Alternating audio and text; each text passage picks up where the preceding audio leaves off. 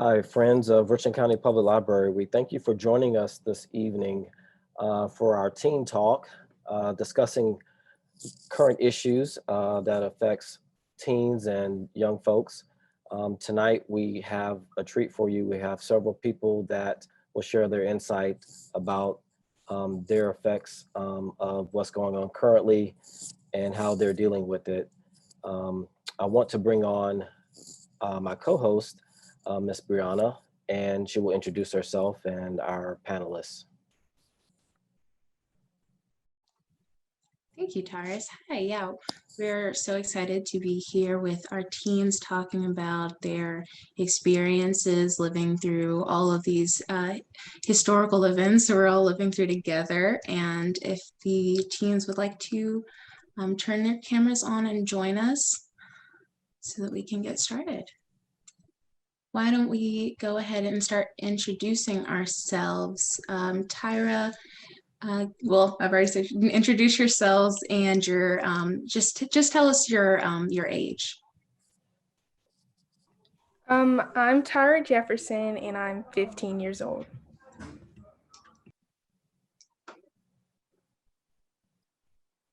Who wants to go next? I'm Michael Kuya and I'm 13 years old. I'm Maya and I'm 15 years old. Awesome. So we'll just open the floor with asking, how are you guys?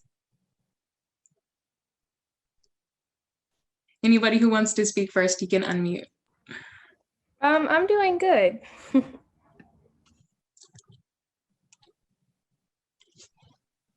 I'm good as well. Okay. What about, and more in a broad sense, I hope you're having a good day, but describe yourself during, let's say, the last 6 months? Sorry, you can go ahead. That's a very good question, actually. I really don't know. It just changes all the time. Sometimes I'm just content of what's happening, like, oh, okay, well, I have nothing else to do, so might as well just get through my day. Sometimes just like, ugh, this again. Okay. For me, I can agree with that. It depends, but I know these last 6 months have been very stressful for me. I'm doing virtual school, so that's been a lot of assignments piled on, and then everything that's going on in the world today with the racial injustices and everything. It's just been a lot of stress going on, but at the end of the day, I have to, keep pushing and keep going, but at the moment, I'm doing good.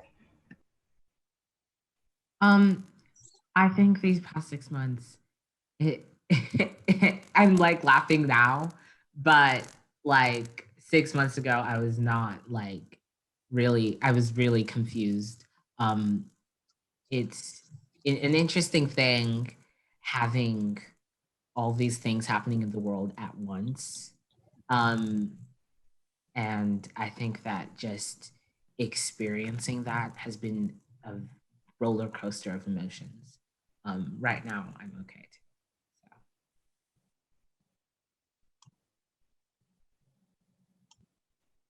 Yeah, so I've heard we're talking about feeling confused, getting through it with laughter. You said you're laughing now, but you weren't 6 months ago. That's interesting. I mean, if anyone wants to dig into that or expand more on what do you perceive around you of what's going on and what's important to you, what's affecting you. There's a lot going on, but what's affecting you? I think the most positive thing that's happened so far is that we have Joe Biden in office at the moment. But, a lot of things that's been happening has been very stressful with, the pandemic started with the death of George Floyd and all of those other things that kept happening and, starting to discover how people were around us. But the most important thing that I think this experience has taught me is that it's really opened my eyes to the world, but it's also, bettered me as a person. I feel like I've changed since this began. and, you know, I'm more assured of myself and assured of those around me. Yeah, I agree. Like, I think like it's funny thinking like in 2015, if you asked me, where do you think you'll be in 5 years? A global pandemic was not even on my mind. But I remember just hearing about COVID, and it was confusing thought. You just never, I never thought it would escalate to the point it got to. And then on top of that, um, we have all this injustice across the country and across the world, and that just really made me a lot more stressed. But I think, yeah, Joe Biden being in office is a positive thing, a hopeful thing, and so maybe all this confusion can maybe um, end. Remember at the start of this, I thought, I'm gonna go back to school next week. Then it turns to, I'm just gonna go back to school after spring break. No, 7 months later, still here. Nothing much going on. I'm used to it now. There's just basically used to it. Just feels numb, like nothing's happening at all. Guess some good things have happened, but for the most part, it just feels all the same, whether it's good or bad. It's not like we can go out and actively do something because we have to stay in the house. Well, not all the time have to stay in the house, but it benefits us the most if we stay in the house. Right. And so this talk is a part of a few events that the library is having around mental health, and Taurus is going to be doing a few different events on the topic. So thinking about mental health in particular, I'm curious, do you all think about mental health? If you do, how often do you think about it?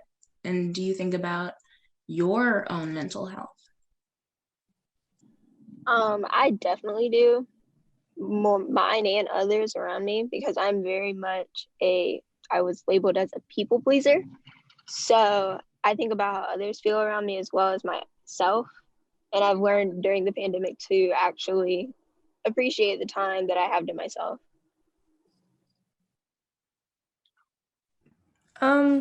When the pandemic, you know, because I've been in the house a long time, I did experience a lot of, you know, emotional changes and depression and everything, because it was just like a lot happening at once.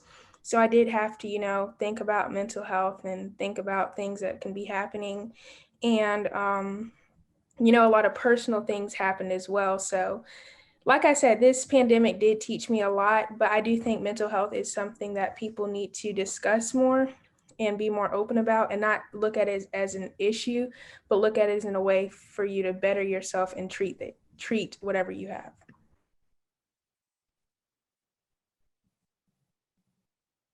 Do you guys work on your mental health? Do you have anything that you like to practice, or what do you do to try to work to keep your mental health good? Well, I try to help my mental health get better. We did talk about my counselor about that. Still not doing the best at it, but I've been doing better, just mostly exercising or just walking around the house a lot during the day. So at least do something to get my mind off things. So what would you say are your main challenges right now? I stress over about my stress. That's basically my main challenges. Yeah, I would say that's my main challenge. If I do feel stressed, I stress about it. Are there any Yeah, particular things you she stress summed about? it up right there. Stressing about my stress. So are there any specific things you stress about, or is it just general? School, that's the main stress source. School, and, you know, a lot of things, it's like the world, you know, when you think about, you know, it's nothing we can really do to change the world. That kind of stresses me out too. And something I kind of do to try to help it, because I know I stress, I try to do things to calm me, like painting or drawing or something, just to try to calm me down or, put on a show, Phineas and Ferb or something. My biggest source of stress, I guess you could say I'm a bit of like a control freak. When it comes to like my own future, I'm I stress about what's gonna happen to me in the future. And I have like this rigid plan that it's like, if I don't follow this now, and if I don't do this now, then I have failed already. So that's the biggest cause of my stress. And what's funny is I know that it's causing my stress, but that doesn't necessarily help.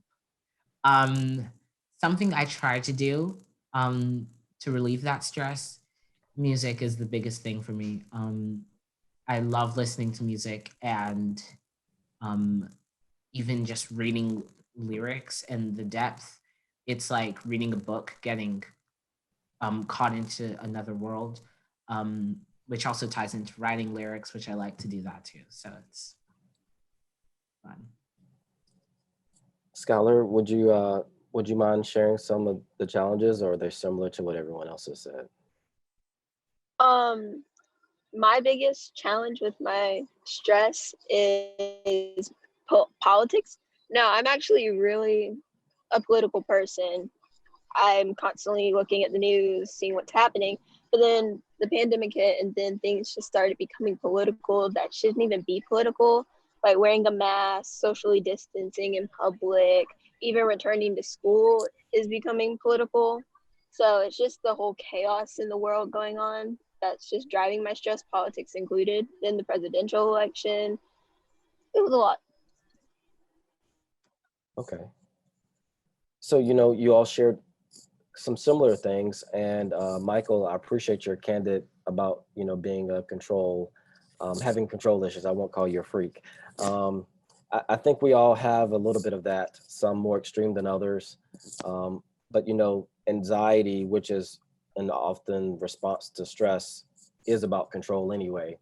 And we often stress about things we cannot control, and we try to control the things we can't, which causes more stress. And I think, y'all talked about that, stressing about your stress, but I think that's because you're trying to control things you can't. And when we get so fixated on trying to control those things, we really lose sight of ourselves. We don't really take care of ourselves. We don't get good sleep. We don't eat well. We don't exercise or be active. So, those are the common things that happens when we get overwhelmed with stress. So, y'all provided some good examples, and I appreciate y'all sharing that.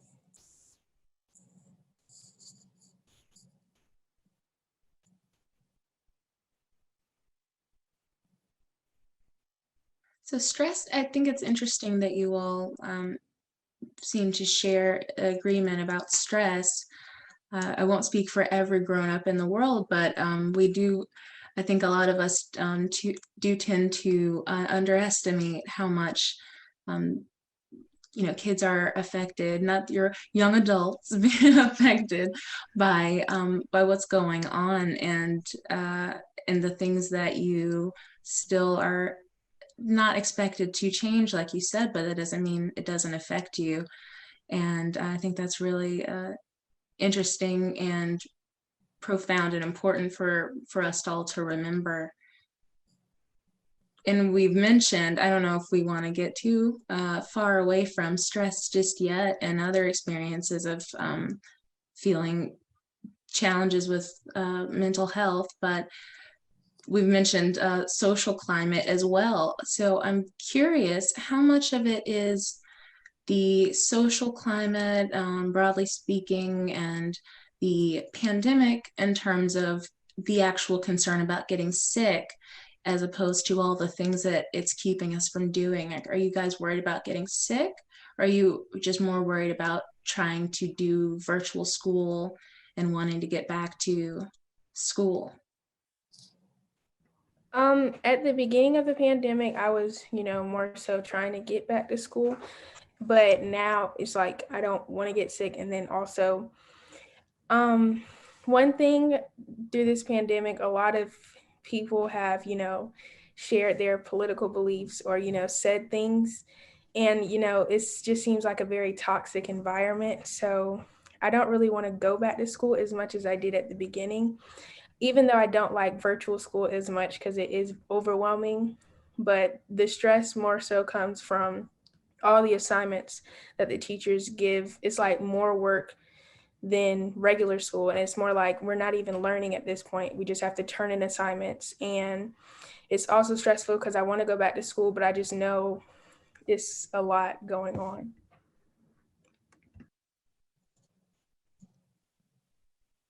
I also was very eager to go back to school at the beginning of the pandemic. But like, like all of this is all like a pandemic, and social tension is all just happening at once. And it kind of, for the first time, me and my friends were affected. And some of our some like my classmates have clashed over different beliefs. And so school, I do think, is going to be interesting when I go back. So now I'm not so eager to go back, but now I'm also scared of getting sick. um it's just like all happening so quickly. Like, cases are going up, deaths are going up, new strains are found in the US. And I'm just like scared mainly about my family. Um, and I just don't want anything to happen to them.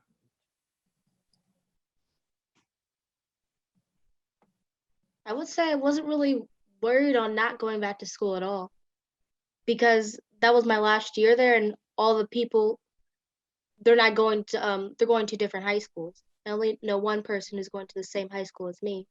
There wasn't really much to look forward to because it was all leaving anyways.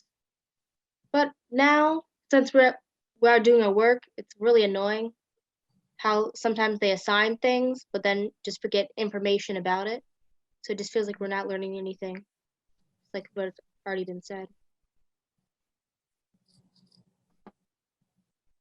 Yeah, so speaking of friends, we're talking about communicating. It's interesting, Michael, that you were talking about arguing or clashing, as you said, with classmates over things that don't have to do with school. Do you keep up with many friends? Do you think that you have been able to keep your relationships with friends the way you would have done if you were in school? Is it easier? Is it harder?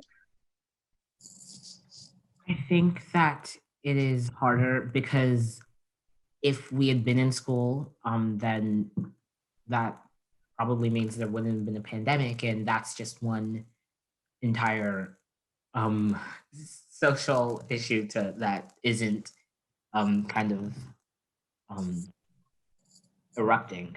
And so I I personally, I get worried about talking. Part of me gets worried about talking about social issues with friends because I don't want to lose them. And then part of me is like, well, if you're worried about talking about them with them, then they probably um, don't support you um, um, in various ways.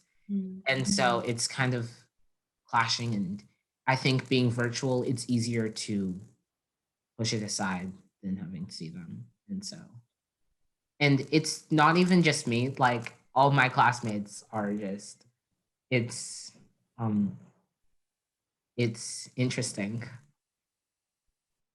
So would you say it's a challenge to disagree and be respectful, or do you think the disagreement causes more conflict? I don't have, I, I don't, I think it is difficult to disagree.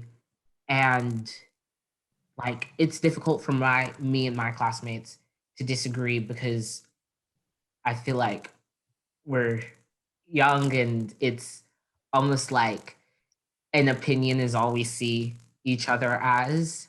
And being able to put that to the side is, for me at least, is a work in progress. And so, um, so I think it is difficult and it's a challenge. And it's also whether we want to see other people more as opinions. Like some of my classmates, I guess, don't really care, which is unfortunate. Yeah.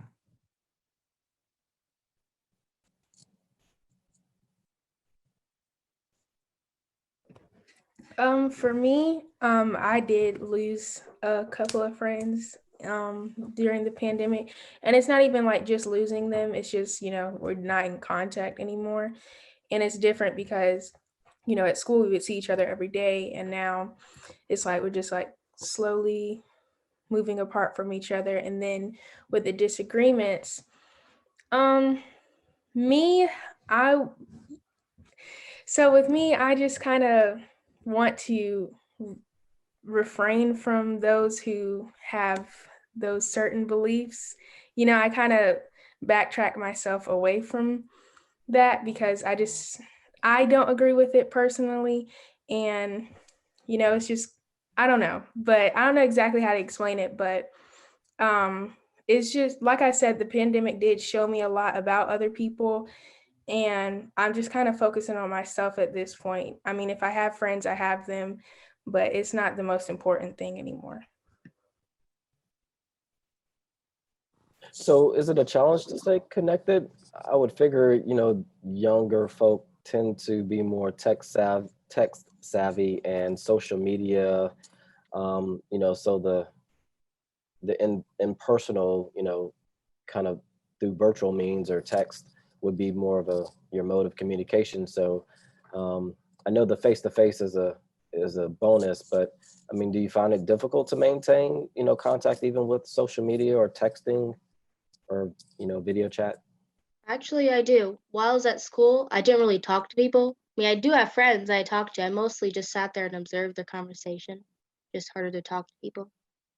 And then online, I literally just do the same thing on we're in a group chat. I just observe. I don't talk. Occasionally I talk. Just easier that way. I'm not really sure why. Just feel like it's better. But yeah, I don't think it's actually harder to keep in touch online than in person because you have more time to actually like see them every day because you're at school for 7 hours. Sorry. You can go ahead. I was gonna say for me, the reason that it's not hard to communicate with people on social media, I just don't really communicate. It's just like you don't really have anything to talk about anymore. Especially like, because normally at school y'all would be in the same classes, and if I don't have the same class with someone, we don't really have much to discuss or anything. So it's some people I may, speak to, but we're not as close as we would be if we were in school. Do you think you're all zoomed out? You're on Zoom or some virtual platform, for 6 or 7 hours, and the last thing you want to do is, use the same platform to talk more. Do you think that's part of it as well? Well, for me, we actually only have school for 4 hours. That's just how our classes are split up. But no, just at the end of the day, I just don't feel like I just don't feel like doing anything. Just all that looking and reading online. Just don't want to do anymore. So I'm curious if you all have thought about then the friends that you maybe would call close friends, people that if you were at school, you would spend a good amount of time, maybe you'd have lunch together. How do you plan on maintaining those really close relationships, even in the social distancing, even if we're going to be here a little bit longer? With my close friends, I guess this pandemic did, weed out the good ones and the bad ones, if you could say that. But with my close friends, I talk to them daily. I have a group chat with them, and we communicate with each other. And I talk to some of them on the phone and stuff. But with the ones that, we kind of fell off, I might still talk to them when I see them, but it's just not the same anymore. Even before the pandemic, my best friends and I didn't talk that much. And it's not because we don't all go to the same school. And so we went to the same elementary school, but different middle schools. And so it's kind of like we can go a couple months without talking to each other and then pick up right where we left off.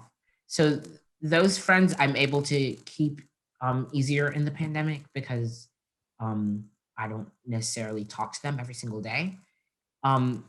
People I'm friends with at school, um, some of some of them I see them and social distantly though, um, because and I haven't been going to school. My district's about to offer, I think, a hybrid thing, and I'm not gonna go. Um, but if I did, then I would see them there.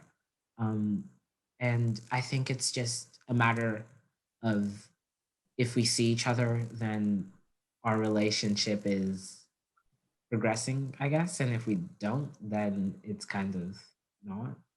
I have no idea if that made any sense. Um, Hi, Skylar. It's good to see you. What about you? How are you keeping how are you maintaining your close friendships in social distancing?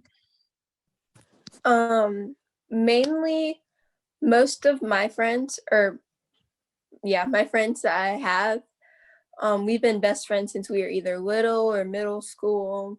So pandemic hasn't really affected us because we constantly talk to each other all the time. So like Tyra said, we're in a group chat, constantly texting in that. So it's not hard. It's just more so not knowing when or if I can see them in the future. Now I'm actually in person at my school, and actually starting next week, we're going 5 days. But most of my friends are on a virtual model, so I can't really see them. But it's, even then, with us, like in the group chats, like I'm still there. Yeah. How do you feel about going to the in-person, especially 5 days a week, as if school is normal now? Whew. So it's not really the students that are advocating for 5 days. It's actually the parents, because it just seems like they don't want to deal with their kids. But there are actually students that are organizing protests and strikes just to not go back. When cases shot up before our winter break, they held a protest outside of our district meeting for us to go hybrid. Then the teachers started protesting. They had a whole walkout for hybrid. So now they're planning like a Wednesday protest, so we don't go 5 days. Don't know, but it's definitely crazy. Because it feels like their parents are speaking for us when it's really not them having to go. Because it is, speaking from my school personally, it's not the best environment to go in. Now, I actually did start out virtual, but I plan on graduating a year early, and the classes that I need to graduate early are offered in person, but not in virtual. So I really have no choice. Wow. Yeah, it's a lot. Not ideal though. So how have you been coping? I don't think we got to you on that part. How have you been coping? Something I've really started doing, self-care. So whether that's like reading a book or studying, that's like my way of doing self-care. Even it's weird, but yes, I do like to study. Because it just seems like just taking time for myself has been something I've been learning to do, because there's more time in the day to do it now. Figuring out what I like, what I don't like. That's definitely my coping skill. Thank you. That's actually a really good point, that if we look for some silver lining in this, all of this, that there is in ways more time to do things that we maybe wouldn't have had time to do before. And I'm curious, does anyone else have anything that they've experienced or realized they're doing more of now that they are at home more time out of the day? I have been doing more of nothing. That says, yep. Before I just didn't feel like doing anything. Now it's escalated to, I don't know, 70% of my time not wanting to do literally anything. Absolutely nothing at all. Even though I want to actually do something that I enjoy, I just don't feel like it. You're tired from being tired. Yes. That's pretty rough. I've done a lot more eating, which is not necessarily a good thing, but it's something I've been doing a lot more of. And I've also been discovering new foods. My family likes to go to this outdoor market, and we just get new stuff and try it. Something I've also been doing was spending more time with my family, because normally last year I would go to school, I go to marching band practice, I come home, homework, dinner, go to bed, get ready for the next day, all that. So being able to spend time with my family more is something I really look forward to. And then I actually have 3 little cousins that I have been able to spend more time with. And that's been something I really like looking at, because now I get to actually watch them grow. And it's something so, like, I love it now. Like, I love spending time with them. So that's something else too. Definitely being around my family. Like Michael said, I've also been eating a lot. It doesn't help that I'm home alone all day, so I get like a little hungry. So I just snacking stuff in the cabinet. But I've also been doing a lot more for my business. It's giving me time to, focus on business things. Like when the pandemic first started, I published 3 children's books. So I've been having a lot of time on my hands. I've been using it for things that I can do to help others as well as help me. That's awesome. Have you been cooking? Oh yes, I've done cooking. And before the pandemic got crazy, I was making meals for a school that my aunt worked at. Like for the employees, I would make meals for them and serve it to them. Her food's amazing, by the way. I expect a sample in the mail after this, okay?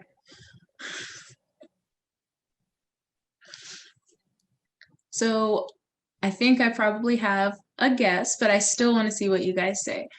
Let's say that the vaccine rollout is phenomenal and we are all back to business. It's like the pandemic never happened in a month.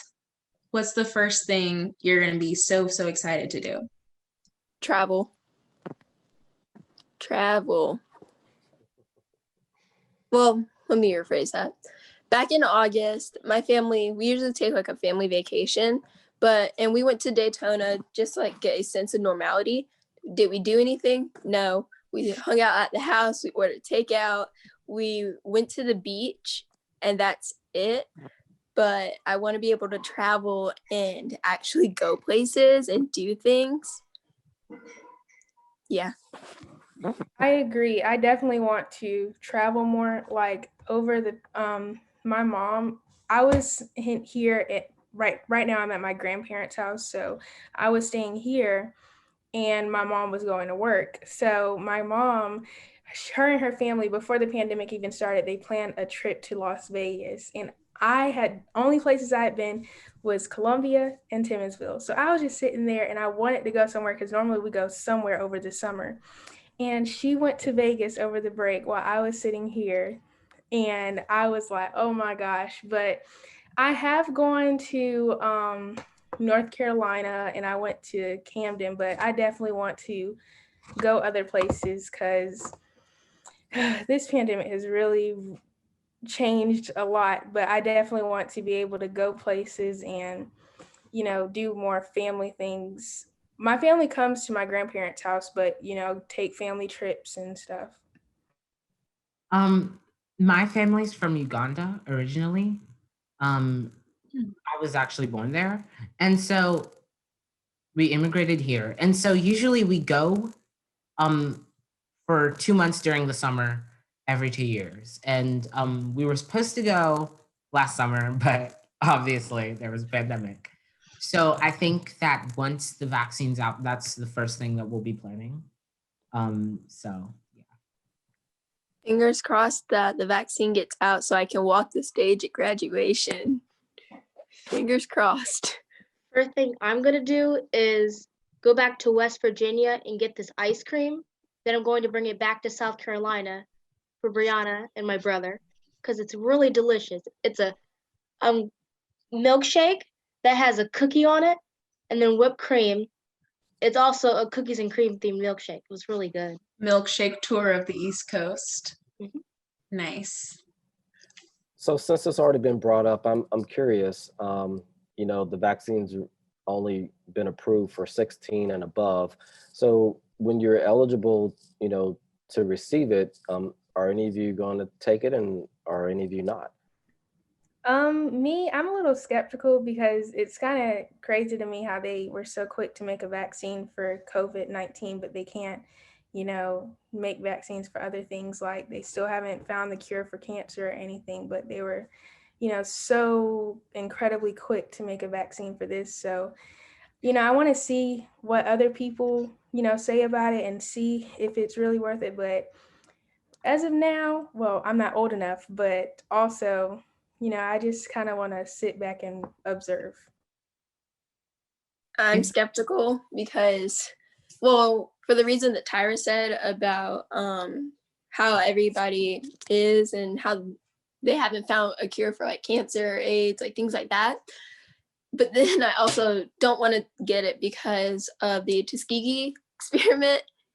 And I'm not sure how I feel about it, especially since I go to a white doctor and they don't have a lot of science behind the vaccinations yet. Michael? I feel like if I get the opportunity, first chance, I'm there. And it's like I'm not really thinking about my health per se, which I guess is immature.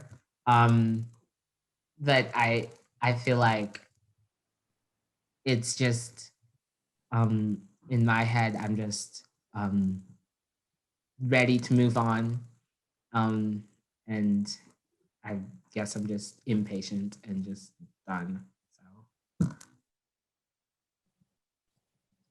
I wouldn't say that's immature. I think you or someone else stressed earlier, you know, being concerned about your family.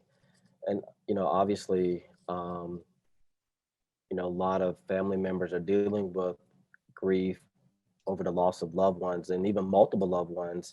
And some even dealing with the guilt of giving it to loved ones that have passed. So I don't think that's a immature. I think that's a very conscious thing and concerned thing, especially you know, that we're social, and obviously some people are more compliant than others. And I think the reason why this is kind of spiked and keeps spiking is because, you know, some people aren't considerate about other people's health and welfare. So I think that's pretty mature of you to consider that. How about you, Maya? I'm not sure I would because I don't know how it would affect my medicines compared to a flu vaccine, which has been tested millions of times compared to this. So I'm not sure yet. Gotcha. Well, I will share. I've received the vaccine. I actually had my 2 shots. I had my second shot yesterday, and I was concerned about, you know, side effects.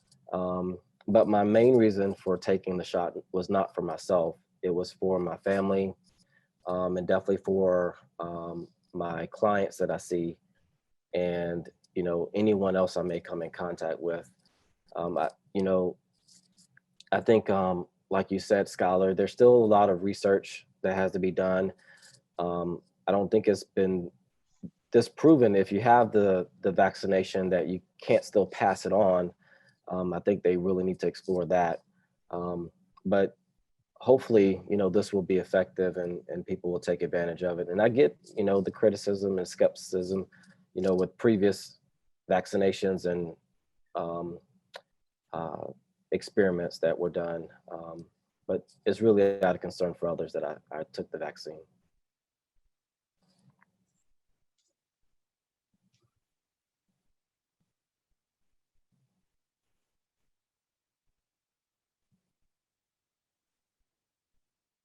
So speaking, kind of moving in that direction, we're talking about vaccines. That's something that we want to trust is going to happen in an effective way, in a safe way, so that we can get back to all the things that we're missing and get back to school and friends and travel and family and all those good things. What else is on your mind that you would like to see implemented? And that, I mean, that could be as small as your neighborhood and as big as the world. What other programs or projects could we be working on so that we can get back to happy, healthy lives? I think, oh, sorry. Go ahead.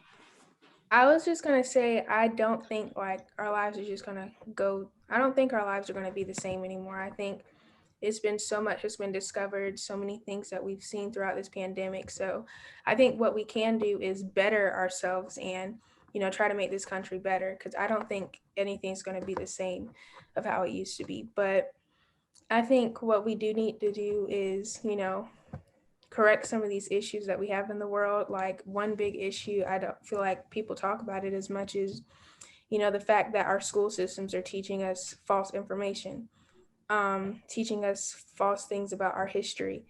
And I think that if that's going to be corrected, that's how we can start, just, starting out small. But, well, I don't know if we should start out small. I mean, it's been so long and, things are still the same. So I just think we need to focus on the things that, can help us in the long run and help better our country. Funny that you say that about the school.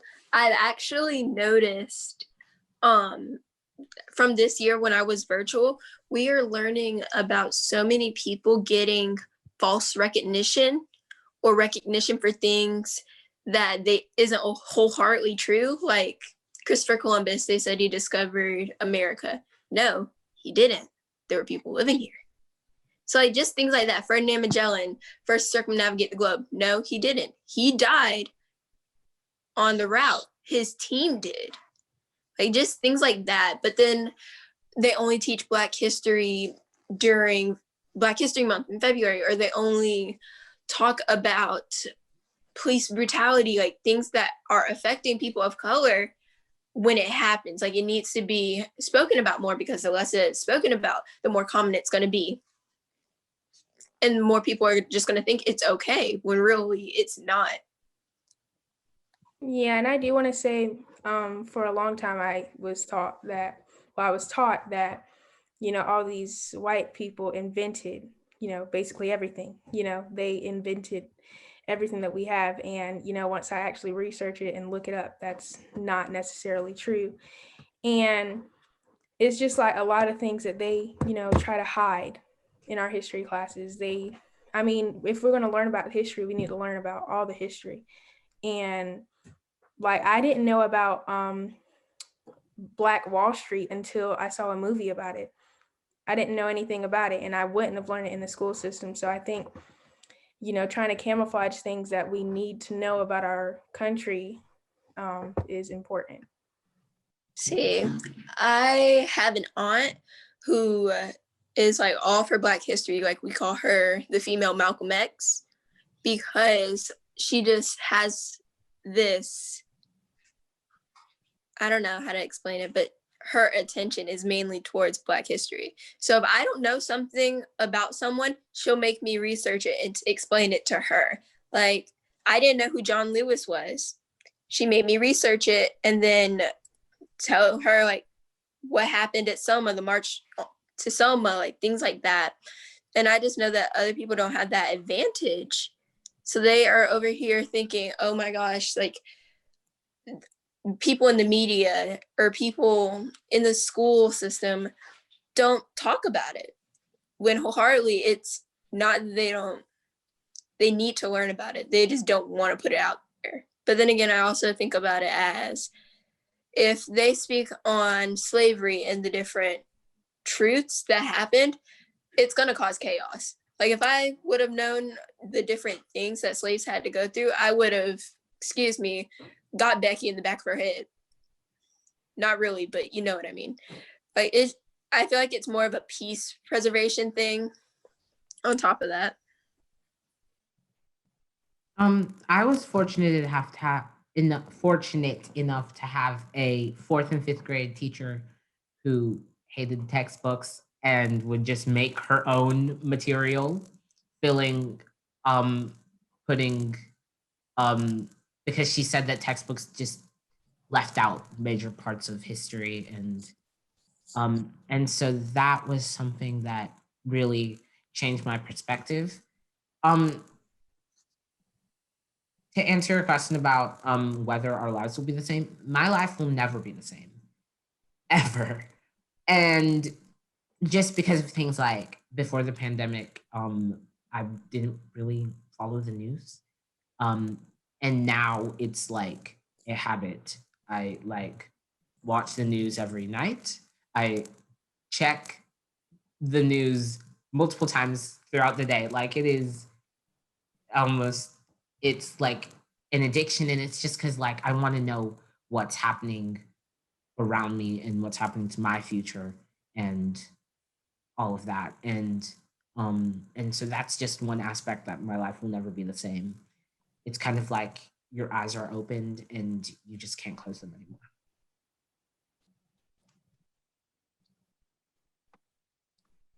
Well, for me, I'm not really sure what will need to be changed because there's just so much, and I really won't know until I experience myself that I'll know if it actually needs changed because everyone has a different opinion. So they can have something they want changed, but will it affect me? Yes, it affects them, but it might not affect me in the same way. Because I could support them on it, but doesn't mean I want it changed at all. I feel like there's nothing I want to change. As for school, I just go with it because nothing I can do about it. And then if I want to learn more about it, more if it's actually correct or not, I'll ask my grandmother or research it myself. That's mostly how I do it. You know, that's pretty insightful, you know, to consider how your want for change may impact someone else. Unfortunately, you know, January 6th, a lot of people expressed very overtly and aggressively and violently their opposition to certain changes, or just their denial of certain facts. You know, given, and I'm talking about the Capitol, you know, do you have an opinion or do you have a feeling about that and the climate of, you know, America and obviously the world, you know, and that's a more recent example? With what happened at the Capitol, it's caused me to be embarrassed, quite frankly, because knowing how people responded to the different protests this summer from the Black Lives Matter protests, which started peaceful until violence was brought upon them, versus the Capitol where they're breaking in, stealing, causing damage, and people aren't calling them the same things. We were called thugs, we were called terrorists, and they're over here saying it's a civil protest that's being encouraged by the president of the United States at the time. Not anymore. But it's embarrassing knowing that there's just a stigma against people of color, people in general, minorities in general.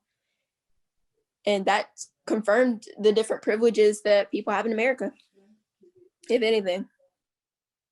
Yeah, I definitely agree. The thing that happened at the Capitol, I think that stressed me more because, I mean, I know my mom always tells me not to let it stress me, but it's hard because you see people who are completely innocent get brutally beaten, get punished, and then the people who are literally guilty, breaking into buildings, killing police officers, fighting police officers, using excessive force, nothing happens to them. It's crazy to me, and that, yeah, it was embarrassing, and I just think it's crazy. Once I actually first saw it, I wasn't really surprised. I wasn't really surprised because I was just like, this is our country. I've learned that now, and it's sad, but I've come immune to it. I actually saw it in real time as it was happening. Like not that I was there, but like I was watching it on TV. That morning they were certifying the election votes. And I um and I was doing school and I was just sitting in front of the TV because why not? And we're watching CNN and they're just switching to a protest and people are or a protest really, and then people are now breaking into the Capitol. And I wasn't like me too. I wasn't that shocked because it was almost like anticipated it. Like, the feelings were, or it was kind of like brushed under the rug to the point where like if you stepped on the rug, there was like a pile of um lies and all that over the past almost even decade since 2010, and it's just so much that has been people have been fed, and it's just unfortunate. And I was just confused as to why people would want to do that. Why would they want to break into the Capitol? I didn't really understand. So, oh, Sorry. you can go ahead. So, well, as my grandmother says, in America, you have the right to be as stupid as you want to be. And that's exactly it. That's what happens. You can free speech, free movement. Literally, they're being stupid. There's really nothing we can do about it, and all the lies and stuff just gonna keep going on. That's just what happens when people want to think more about themselves or just don't care how it affects the public. Well, nothing we can do to change it because we're not in office. Okay. So funny that Michael actually mentioned about him doing school. I was actually studying. Shocker, I know. And my phone is blowing up, CNN alerts just going off. Now, normally I don't check my phone while I'm doing school. Like it's usually a no, like a big no for me. But something in me told me, Skylar, check your phone.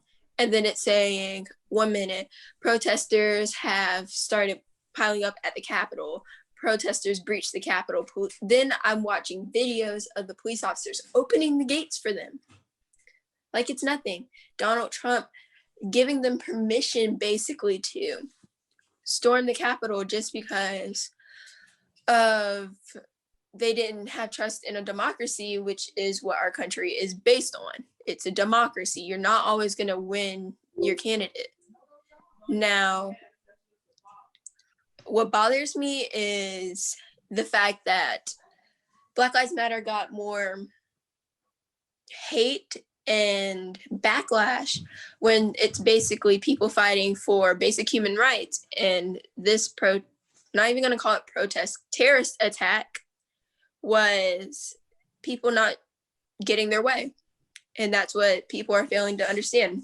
I had to correct a teacher on that too, because he was telling me that it was about the same amount of people of color there as there were a Black Lives Matter protest. That's when I had to stop him dead in his tracks. Like this at all it's not more of a fairness thing. It isn't fair. In Uganda, for the past almost 40 years, there has been a dictator, and people were protesting People were protesting, basically trying to get him out of office, and they were killed. He had the police kill them. And so when I saw this at the Capitol, the first thing that popped into my head is the videos I've seen of that happening in Uganda. And then it's kind of like, wait, there's distinct difference. The people in Uganda are trying to make a change on a system that has been rooted in their country for 40 years. And then there are people here, like Skylar said, who are complaining about not getting their way. And what made me even more angrier was people comparing this to Black Lives Matter protests, because that there's nothing to compare. It's like apples to oranges, and that's what really stressed me out. So Maya brought up a point about not being able to do anything, you know, or I think collectively, because not being in office. I think, you know, having this this virtual platform tonight is an example of trying to be inclusive in terms of voices from people that probably feel like they don't have voices or they won't be heard. You know, if you were in a position of, you know, great influence or change, I mean, what would you do with that power or that opportunity and or responsibility?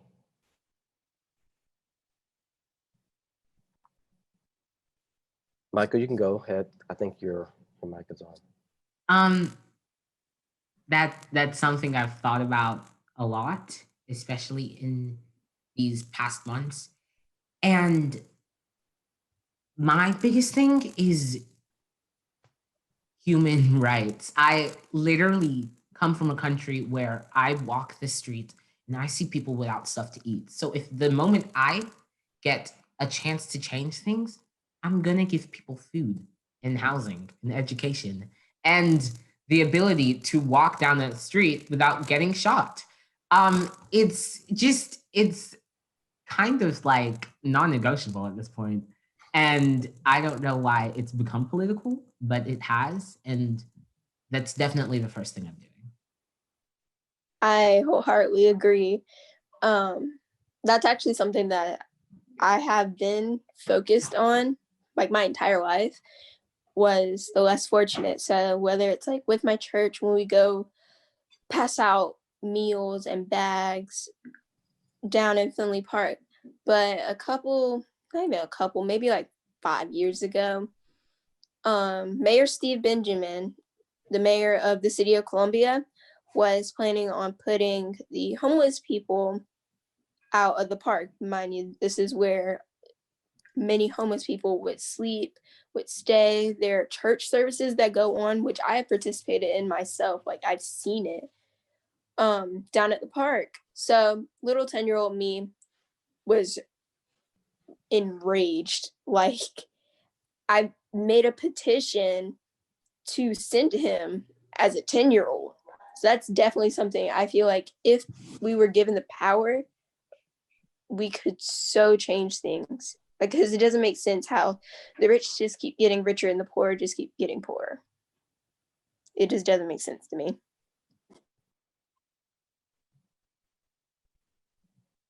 Anybody else want to add to that?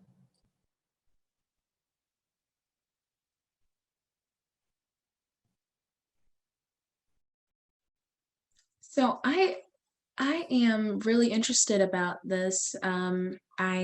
In my own thoughts, I like to think about what is it that would make, broadly speaking, social service, activism, if you want to call it that, accessible to the youth, because depending on what level of engagement, what level of government, for instance, we're talking about, there's at least the belief that the youth doesn't care about these things.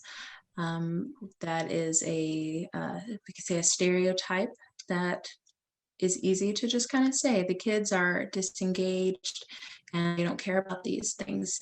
So your petition sounds so interesting to me, even if I didn't agree with it. The idea that you had the feeling of having the empowerment that you might be able to make a difference by starting a petition for something that you care about is so awesome and empowering.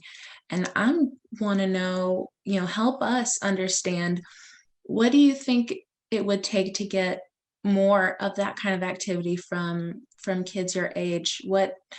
How do we get you moving, even if it isn't something as grand as saving world hunger in a day? I mean, it can be, but how do we get you guys thinking about actually putting one foot in front of the other so that you do feel like you are affecting change? Well, I feel like the one thing is like listening almost, because like the notion that we don't have an opinion, like I'll tell you, a lot of kids I know have an opinion, and it's the matter of listening to that opinion. And obviously, we can't legally hold office at this point, but listening to us will give us the motivation to maybe want to make change in the future. Well, I agree with his opinion part, and also it feels like they should actually actively try and seek our opinion out and speak to us on how we feel. I agree, but I feel like sometimes that's not even the thing. They will say they want our opinion and ask for it, and we share it with them, but then kind of degrade or dust it off. Like it's like they hear us, but they're not trying to hear us or trying to listen to us. So I think the only thing we have to do, I think we have to show, well, I don't know, because I feel like we've been proving ourselves and showing ourselves for a while. I think it's just a matter of, other people changing, because we're trying to make a change and we're trying to move forward in the world.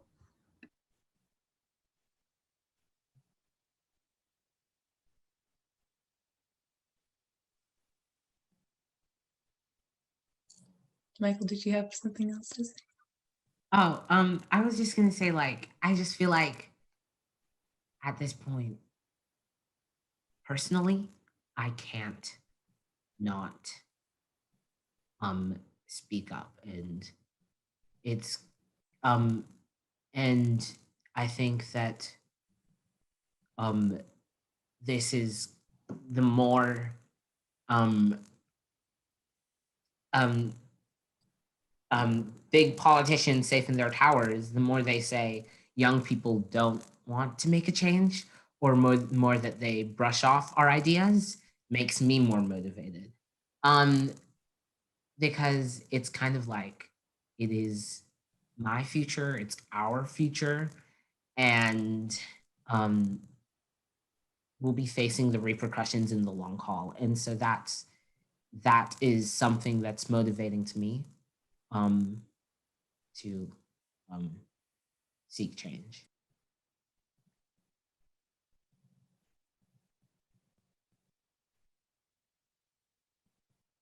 Taurus, I'm actually curious on your opinion. Something I've just been kind of meditating on while we're listening to these awesome teens, and they're really just so invigorating opinions on so many topics that we've been talking about. But I do want to kind of return to the topic of mental health.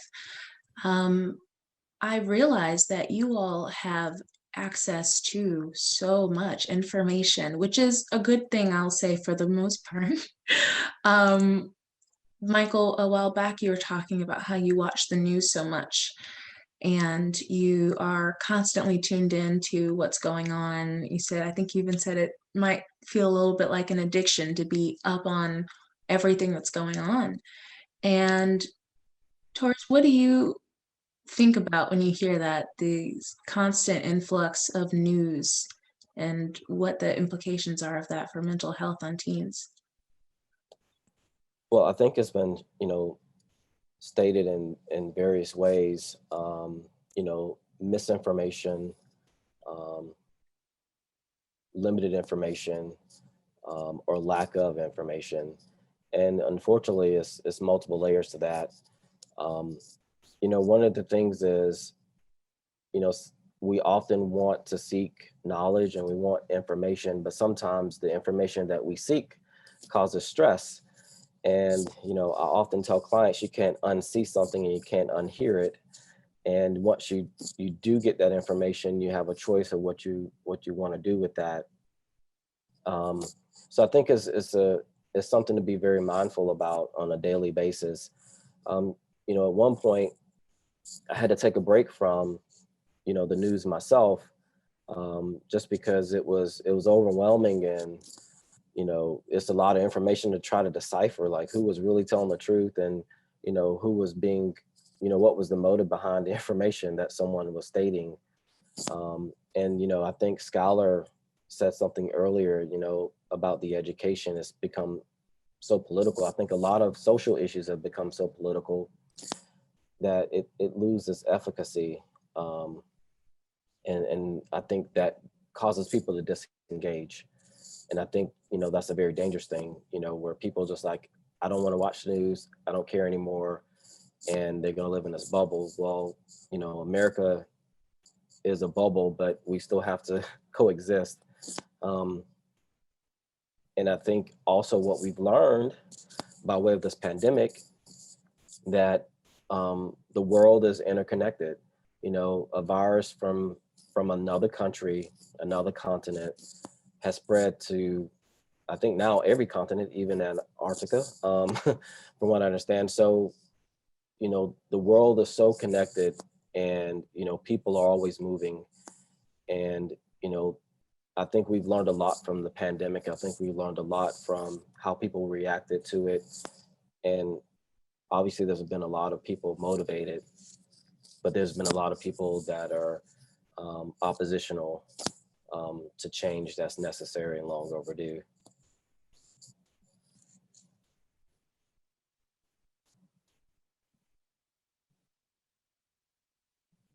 Yeah, that's so true. And I think that is important. And I will refrain from giving advice, but something to think about for you brilliant young folks as you develop your opinions and your position in the world, thinking about how to balance that so that you don't burn yourself out. And maybe, I don't want to, never sell yourself short, but don't bite off so much that trying to get through it or trying to solve everything puts you in a place where you can't take care of yourself, because that is so important. You can't, what did they say on the plane? You got to put the mask on over yourself before you help your neighbor. And I am so inspired by your energy. I know I'm not even 10 years older than you guys, but it's such a difference that we have created in this world since I was your age. And it's already just so awesome to see how educated and how inspiring and how energetic you guys are. I just I love to see it. I'm so happy that I got to be here and have this conversation with you all. I agree. Y'all have really inspired me and made me kind of reflect back on my teenage years. I won't give my age, but it really makes me hopeful about the future, because, you will have to live with the consequences of today's actions and choices, and even your children. So, taking this position and being active and involved, I think that's a very, civic thing, and it's a noble thing, but often it's a very moral thing as well. But I would just encourage everyone to take care of themselves as best they can, We all have different circumstances and different situations and different levels of support. And unfortunately, some people are struggling because they don't have that support. So, you know, do whatever you can within the means that you can to take care of yourselves, and reach out if you do need help.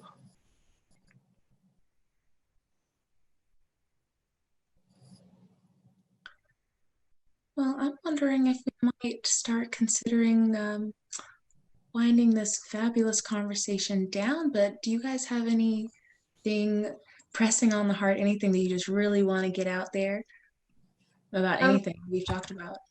I do want to say that this was, interesting. It was a great conversation because even when I'm on TikTok, it's amazing like how many people can relate. How many people are going through the same thing or feeling the same way about what's going on in the world. So, just kind of talking with y'all and hearing what y'all are saying, it's like it makes me not think that I'm overreacting or I'm stressing over things because I see other people are going through the same thing. So thank you all. This is a great experience.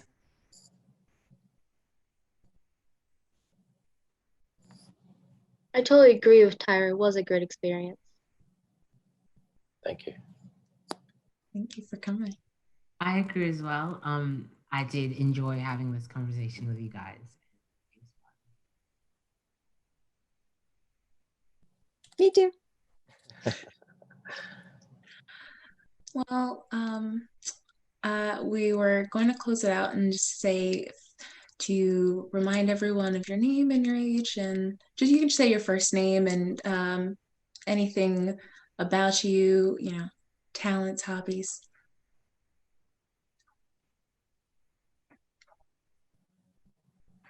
I'm Tyra. I'm 15. I go to Irma High School. I like to cook, act, draw. I have a lot of things I like to do, a lot of different hobbies, so I can't really say I just have one hobby. But I also have my own business, and I would like to say I'm an advocate, or I'm, trying to get to being an advocate, working towards that. But having conversations like this does also, train me or get me ready to become one.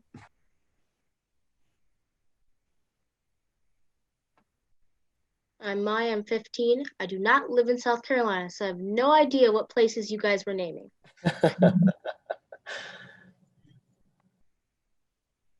My name is Skylar. I'm 15. I go to Dutch Fork High School. I like being around my family, like school. I like my flute, my piccolo. I'm a band kid. I like an occasional pageant girl. Yeah. All right. I'm Michael. I'm 13 and I go to W.G. Sanders Montessori Middle School. I like I like music. I like theater. I like singing in church choir. I like hanging out with my dog. I'm throwing the towel in. Or no, I'm throwing my hat in for songwriting. And yeah, that's Well, this is awesome. I just thank you again, all of you, for being here. It was a pleasure to co-host with Taurus Sanders and be a part of this conversation and be thinking about not just how to save the world, which we absolutely want to do, but balancing that with self-care, like Skylar mentioned, and focusing on the things we can change, maybe starting a petition. I might look into starting a petition. I don't even know what. I'm going to find something and start a petition. I'm inspired by you, Tyra. Surely I can get my hands a little bit more dirty than they are now. It's really been a pleasure. And I think I will hand it over to Taurus to close it out with any final remarks. Thank you, Bree. And I want to thank everyone that joined us tonight. This will well, it is being recorded, and it will be viewed through the Richland County Public Library. I also want to thank the Richland County Public Library for, setting up this platform. There's several other events going on, throughout this month and even throughout the year on different, topics, mental health, social issues, educational issues. So I really want to encourage and invite everyone to take a look at the website to see what's coming up. I also want to thank all the panelists, for taking out your time on a Saturday night to talk about, these important issues, and, to let it be a reminder that, we all have voices, and, we most of the time want to express our voice and our concerns and our thoughts and our feelings, because that's very important, in mental health anyway. So I want to thank everyone, and have an awesome night, and hopefully everyone will stay safe. Thank you.